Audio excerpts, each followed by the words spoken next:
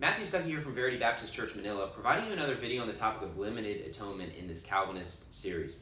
And one thing that just makes it very undeniable that this limited atonement doctrine is false is just because there's just a great multitude of verses that say, "Whosoever believeth, he that believeth."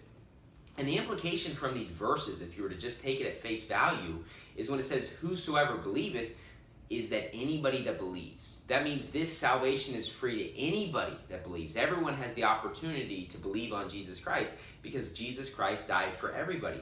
Now, if what the Bible is truly saying in these multitude of verses in the book of John, these scores of verses throughout the entire Bible that say, if you just believe, you're going to go to heaven, if that's not what it's really saying, if it's actually saying, well, it's just the chosen, there's just a few amount of people and he didn't really die for everyone, then the Bible's incredibly confusing.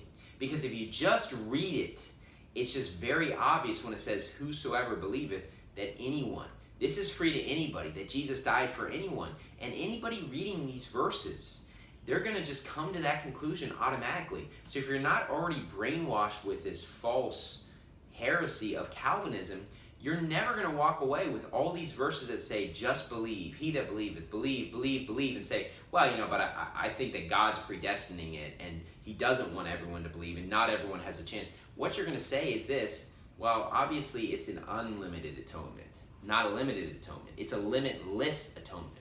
There's no limit to it. He died for everyone because he says, "Whosoever believeth." And so that's the message we go out when we preach the gospel, is that, hey, if you just believe this, then you'll be saved. What's the point of even preaching the gospel if it's not really whosoever and it's just certain people are chosen? It doesn't make any sense. It's just a multitude of verses saying, "Whosoever believeth."